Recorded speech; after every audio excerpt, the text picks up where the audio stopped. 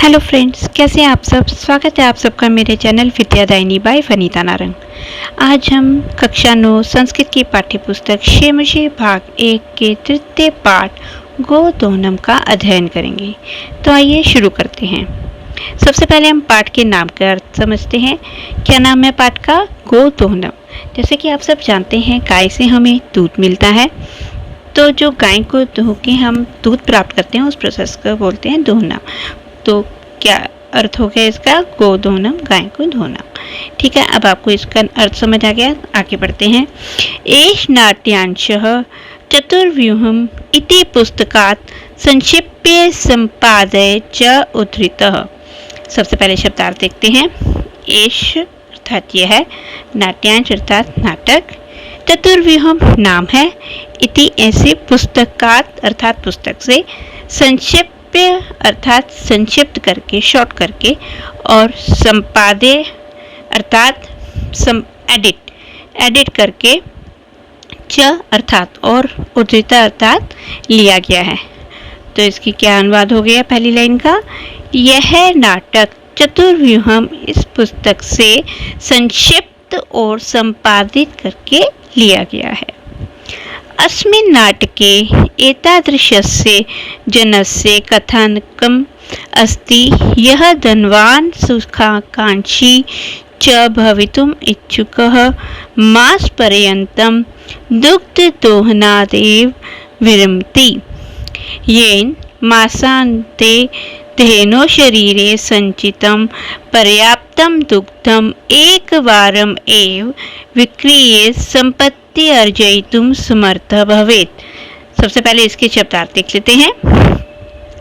अस्मिन् अर्थात इस, नाटके अर्थात नाटक में, एतादृशस्य अर्थात ऐसे, जनस्य अर्थात आदमी की, कथानकम अर्थात कहानी, अस्ति अर्थात है, यह अर्थात जो, धनवान अर्थात धनी, सुखकांक्षी अर्थात सुखी, च अर्थात और, भवितुम अर्थात होना, होने का, इच्छुक अर्थात इच्छुक, चाहना, मास पर्यंतम अर्थात महीने भर तक, दुग्ध दोहनात एव दुग्ध दोहने का ही, एव अर्थात ही, विरमति अर्थात रोक देता है, येन अर्थात जिससे, मासांते महीने के अंत में, धेनुष अर्थात गाय के,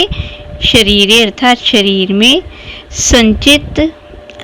संचितम अर्थात जमा हुआ या इकट्ठा हुआ, पर्याप्तम अर्थात पर्याप्त, दुग्धम अर्थात दूध, एक बारम एव, क्या संधि यहाँ पर? एक बारम एव, एक बार में ही, विक्रिय अर्थात बेचकर, संपत्तिम अर्जयितुम, संधि समझ आ गई यहाँ पे आपको? संपत्तिम प्लस अर्जयितुम, संपत्ति अर्थात पैसा, अर्जयितुम मतलब अर्जित करना या पाना, में समर्थ अर्थात समर्थ, भवेत अर्थात हो जाए। तो इसका अनुवाद देखते हैं। इस नाटक में ऐसे आदमी की कहानी है जो धनवान और सुखी होने का इच्छुक है, और ब्रैकेट में कर सकते हैं, जो महीने भर तक दूध दोहना रोक देता है, जिससे महीने के अंत में गाय के शरीर में इकट्ठा हुआ या जमा हुआ पर्याप्त दूध को एक बार में ही बेचकर पैसे अर्जित या धन अर्जित करने के लिए समर्थ हो जाए। ठीक है। परम मासान्ते यदा सह दुग्ध दोहनाय प्रयतते तदा सह दुग्ध बिंदुम अपि न प्राप्नोति। सबसे पहले शब्दार्थ देखते हैं इसके। परम अर्थात परंतु, मासांत अर्थात महीने के अंत में, मास अर्थात महीना, यदा अर्थात जब, सह अर्थात वह, दुग्ध दोहनाय अर्थात दूध दोहने के लिए, प्रयतते अर्थात प्रयत्न करता है। तदा तब सह वह दुग्ध बिंदु मतलब बिंदु मतलब बूंद, दूध की बूंद, अपि अर्थात भी मतलब एक बूंद भी दूध की, न अर्थात नहीं, प्राप्नोति प्राप्त करता है। इसका एक बार अनुवाद देखते हैं। परंतु मास के अंत में या महीने के अंत में जब वह दूध दोहने के लिए प्रयास करता है तब वह एक बूंद भी दूध की प्राप्त नहीं करता है।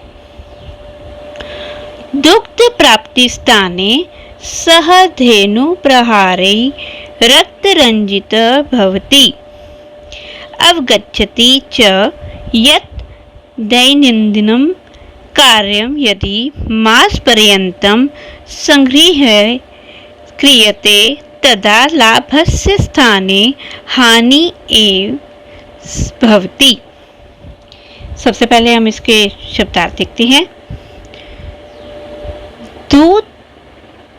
दुग्ध प्राप्ति स्थाने अर्थात दुग्ध अर्थात दूध, प्राप्ति स्थाने अर्थात पाने के स्थान पर, सह अर्थात वह, धेनु अर्थात गाय के, प्रहारे अर्थात प्रहार से, रक्त रंजित अर्थात खून से लथपथ, भवति अर्थात हो जाता है, अवगच्छति अर्थात समझता है,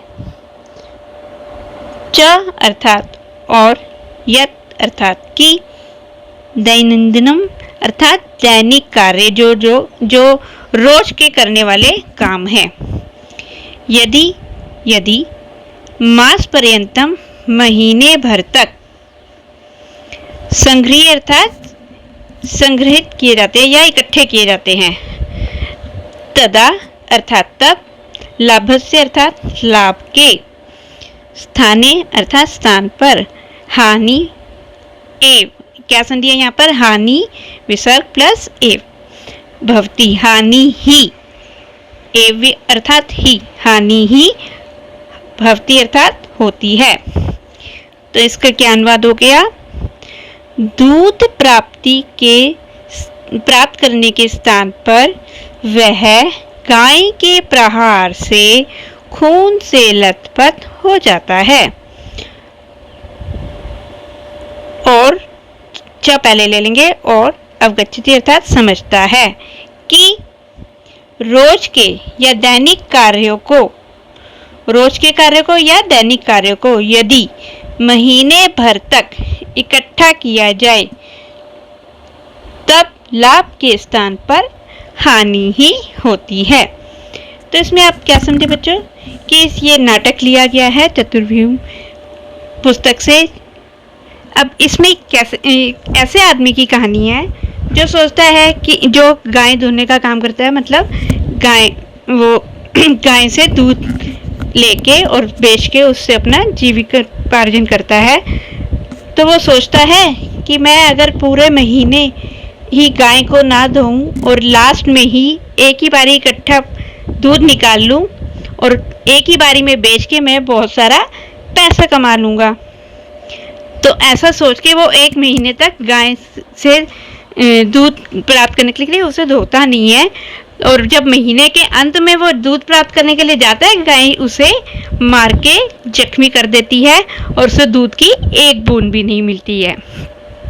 तो फिर उसे समझ आता है कि जो हमें रोज के काम है वो रोज ही करने चाहिए, महीने भर तक उन्हें इकट्ठा करेंगे तो वो काम हमें लाभ की जगह हानि ही पहुंचाएंगे। अब आप ही देखो, अगर आप जैसे आपको होमवर्क मिलता है या कुछ भी काम करते हो जो रोज के करने वाले काम है रोज ही करने हैं, अगर वो आप बार बार टालते रहोगे कि हम आखिर में करेंगे तो आपके पास धीरे धीरे करते करते कितना काम बढ़ जाएगा, तो वो आपको लाभ की जगह हानि ही पहुंचाएगा। इसलिए जो काम हमारे को रोज के करने हैं वो हमें साथ के साथ ही रोज कर लेनी चाहिए, नहीं तो उसका हमें दुष्परिणाम मिलता है। तो अब नाटक शुरू होता है। प्रथमम दृश्यम अर्थात पहला दृश्य। पहला सीन क्या दिखाते हैं? मल्लिका मोदकानि साधयन्ति मंदस्वरेण शिवस्तुतिं करोति। मल्लिका ये नाम है। मल्लिका पहले हम इसके शब्दार्थ देखते हैं। मोदकानि अर्थात मोदक या लड्डू, साधयन्ति अर्थात बनाते हुए, मंद स्वरेण अर्थात धीमे स्वर में, जैसे हम बोलते हैं धीमी आवाज में, शिव स्तुतिम अर्थात शिव जी की स्तुति, शिव जी की प्रार्थना, करोति अर्थात करती है। क्या अनुवाद हो गया कि मल्लिका मोदक बनाती हुई या लड्डू बनाती हुई धीमे स्वर में शिव जी की स्तुति करती है। ततः प्रविशति मोदक गंधम अनुभवन प्रसन्न मना चंदनः। शब्दार्थ देखते हैं। ततः अर्थात तब, प्रविशति प्रवेश करते हुए, मोदक गंधम मतलब लड्डुओं की सुगंध को, जब जैसे बना रही है तो खुशबू आती है, तो लड्डुओं की खुशबू को या सुगंध को, अनुभवन अर्थात अनुभव करते हुए, प्रसन्न मना अर्थात खुश मन से, चंदनम ये भी नाम है, चंदन प्रवेश करता है। क्या इसका अनुवाद हो गया, तब प्रवेश करते हुए लड्डुओं की या मोदक की सुगंध को अनुभव करता हुआ खुश मन से चंदन। क्या बोलता है चंदन, आहा सुगंधो अस्तु मनोहरः।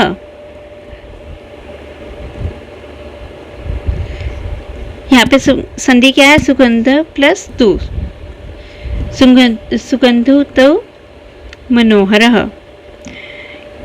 अब जैसे हम कुछ खाने की खुशबू आती है तो हम कहते हैं ना, आहा अरे वाह खुशबू तो बहुत अच्छी है। मनोहर अर्थात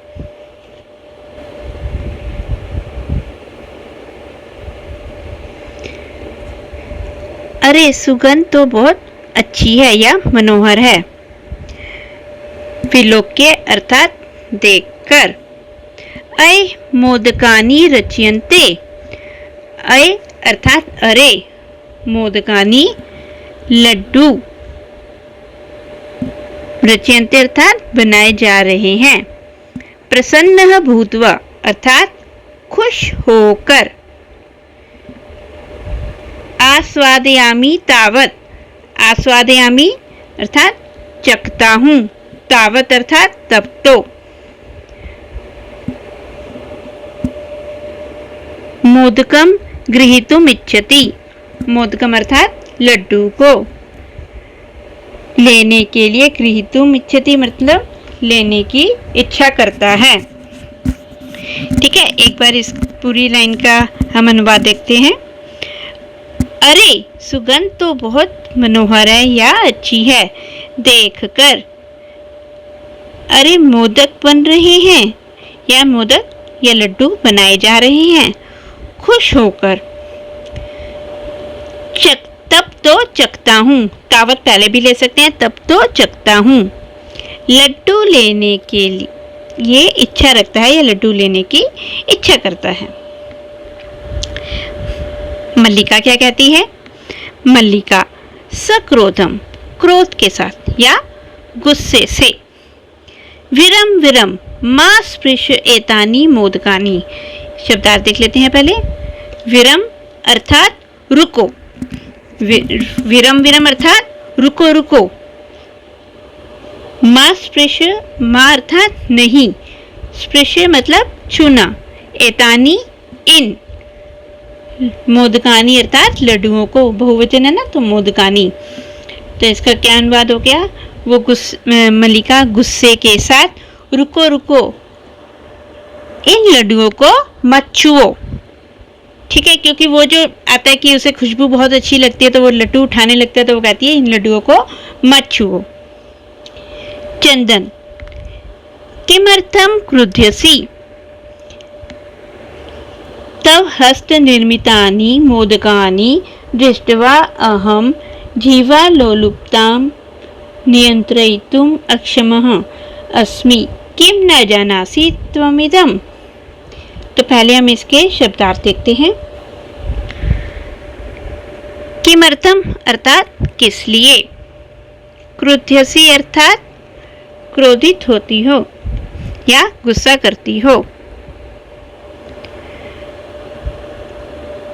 तव अर्थात तुम्हारे, हस्त निर्मितानि अर्थात हाथ से बने हुए, निर्मितानि अर्थात बने हुए, मोदकानि लड्डुओं को, दृष्टवा अर्थात देखकर, अहम अर्थात मैं, जीवा लोलुपताम अर्थात जीव के, जीवा अर्थात जीव के, लोलुपताम अर्थात लालच को, नियंत्रितुम अर्थात नियंत्रण करने में, नियंत्रित करने में, अक्षम अस्मि, अक्षम अर्थात असमर्थ, अस्मि अर्थात हूँ, किम अर्थात क्या,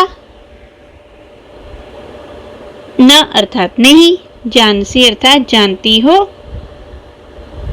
त्वम इदम, त्वम अर्थात तुम, इदम अर्थात यह, क्या संधि है यहाँ पर, त्वम प्लस इदम, ठीक है। त्वम अर्थात तुम, इदम अर्थात यह। तो इस लाइन का पूरा अनुवाद क्या हो गया, किस लिए गुस्सा करती हो या क्रोध करती हो, तुम्हारे हाथों से बने लड्डुओं को देखकर मैं जीभ के लालच को नियंत्रित करने में असमर्थ हूँ, क्या तुम यह नहीं जानती हो। मल्लिका, सम्यक् जानामि नाथ, परम एतानि मोदकानि पूजा निमित्तानि सन्ति। अब मल्लिका क्या कहती है, सम्यक शब्दार्थ देखते हैं पहले। सम्यक अर्थात अच्छी प्रकार से या ठीक से, जानामि अर्थात जानती हूँ, नाथ जैसे पति के लिए बोलती है नाथ अच्छे से जानती हूँ, परम परंतु, एतानी ये मोदकानी लड्डू, पूजा निमित्तानि अर्थात पूजा के लिए, निमित्त निमित्तानि अर्थात के लिए,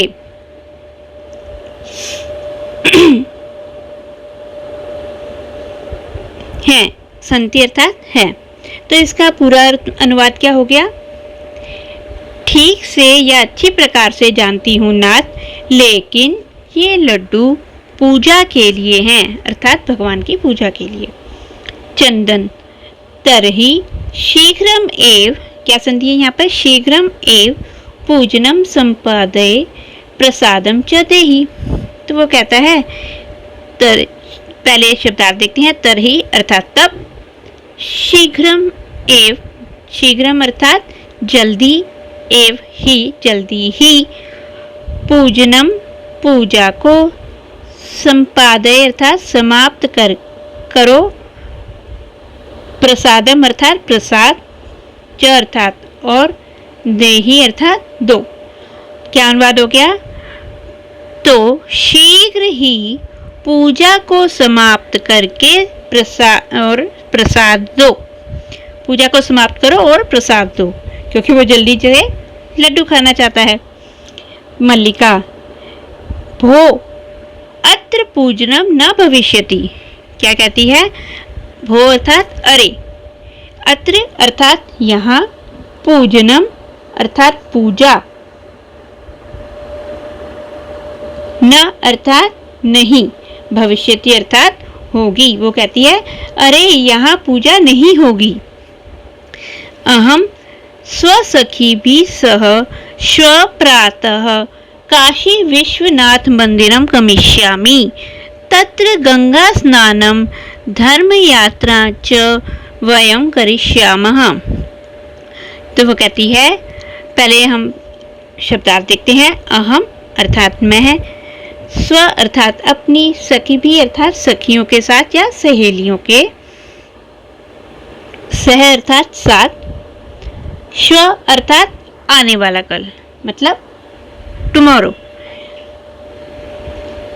कल सुबह काशी विश्वनाथ मंदिर नाम है, काशी के विश्वनाथ मंदिर।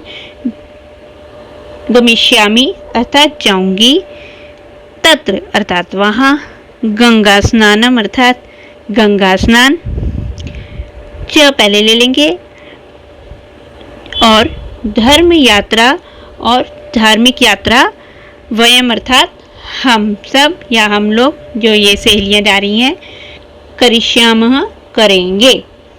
तो अब इसका पूरा अनुवाद क्या हो गया, एक बार शुरू से इस लाइन का पूरा अनुवाद देखते हैं। अरे यहाँ पूजा नहीं होगी, मैं अपने सखियों के साथ कल सुबह काशी विश्वनाथ मंदिर जाऊंगी, वहाँ गंगा स्नान और धार्मिक यात्रा हम लोग करेंगे।